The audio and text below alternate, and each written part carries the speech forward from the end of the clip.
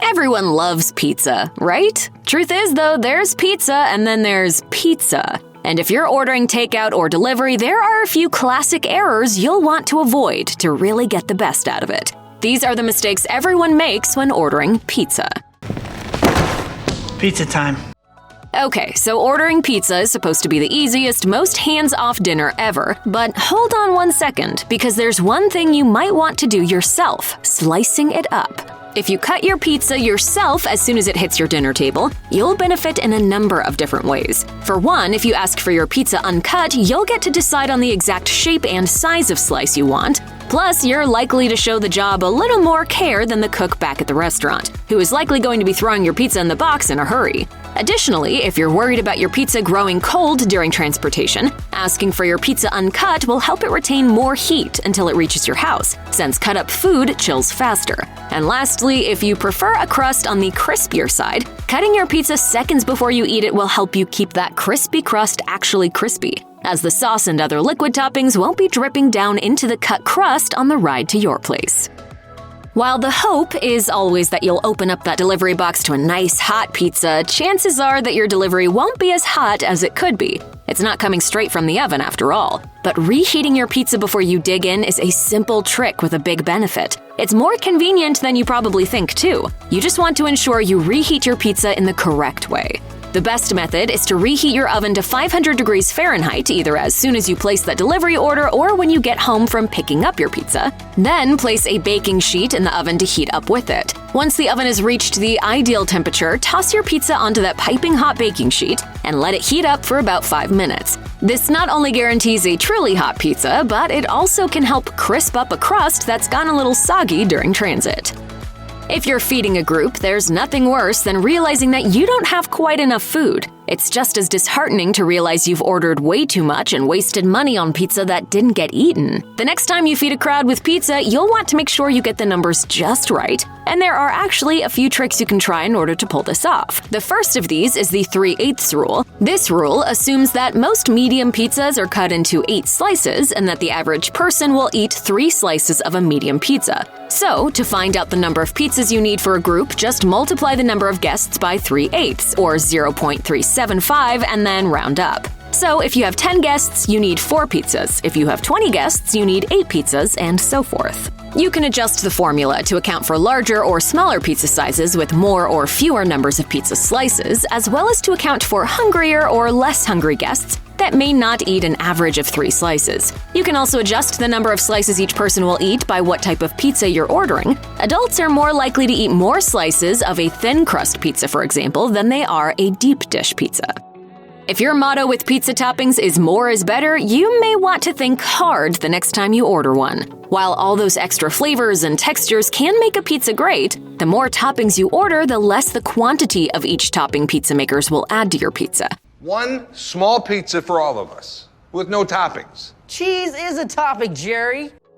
Hypothetically, if you only order 2 toppings on your pizza, you'd get a larger quantity of each of those 2 toppings than you would if you ordered 6 toppings on your pizza. In other words, more toppings does not actually equal more overall food, according to one Domino's employee. There are 3 price brackets for toppings: 1 to 2 toppings, 3 to 4 toppings, and 5 or more toppings. You might think that by getting 9 toppings you're ripping Domino's off, but really you're just playing yourself, because once you go over 4 toppings, you're actually getting less of every topping. Still, although you can't game the big pizza chains by ordering more toppings, that doesn't mean you need to forego all your favorites. Instead, you just need to add the toppings that you want yourself. This will not only ensure you get fresher toppings, but also that you get the exact amount of each topping that you want. For example, Men's Health recommends adding sliced onions, greens, and hot peppers to your pizza to start. These can all give your pizza a flavor boost and will be especially helpful if your pizza is on the greasy side. For the ultimate convenience, you'll want to start prepping your toppings as soon as you place your order so that when your pizza arrives, all you need to do is throw them on top. Well-trained foodies typically avoid ordering anything well done, but when it comes to your pizza, you may want to consider asking for just that. A well-done pizza generally only takes a few minutes more to make, but those extra minutes in the oven make all the difference, resulting in a pizza with a crispier, tastier crust and more thoroughly cooked toppings. In the end, you get a more delicious pizza, and it all comes down to something called the Maillard reaction.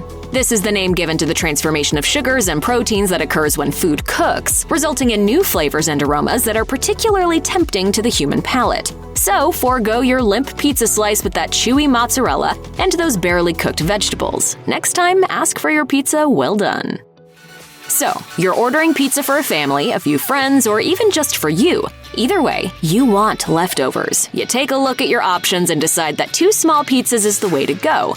After all, surely the 2 small pizzas are together larger than 1 large pizza, right?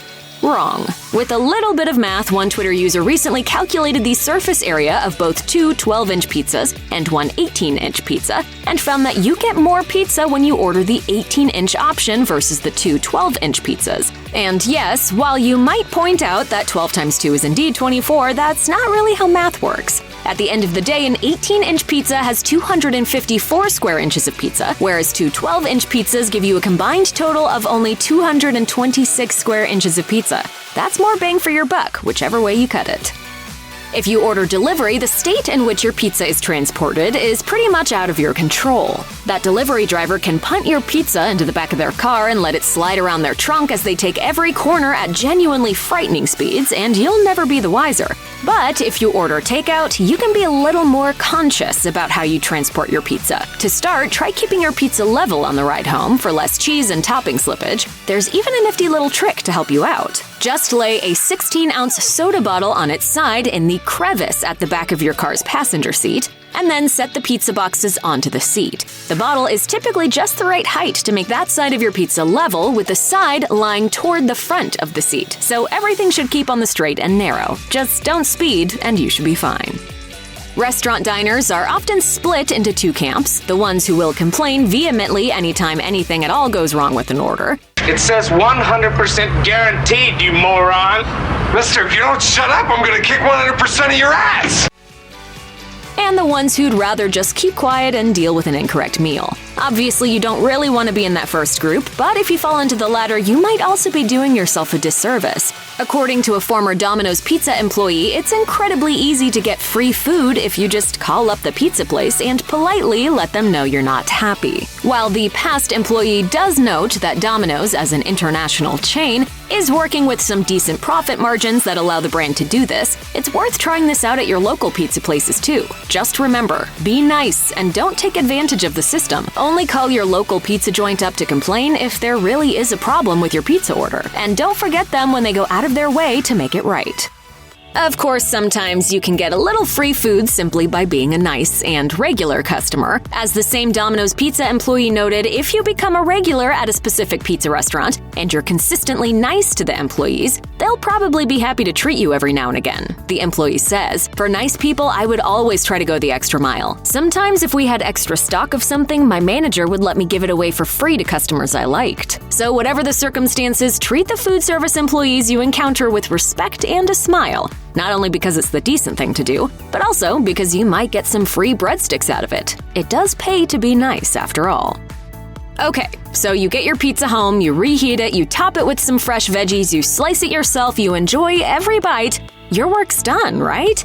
Well, not quite. In order to ensure you enjoy your leftover pizza just as much in the morning, you'll want to store your leftover pizza the right way. And no, the right way is not simply stuffing the oversized box into your refrigerator. Leaving your pizza in the box overnight or longer results in dried out, lackluster pizza, thanks to all the airflow reaching the food. What you want to do instead is take your pizza slices from the box and place them one at a time on a suitably sized dinner plate, alternating pizza slices and sheets of wax paper, parchment paper, or aluminum foil. Once all of the slices are stacked, cover your pizza tower with plastic wrap, and then place the tower, plate, and all in the fridge. Not only do you save room in your fridge, but you also keep your pizza from drying out. Neat, huh?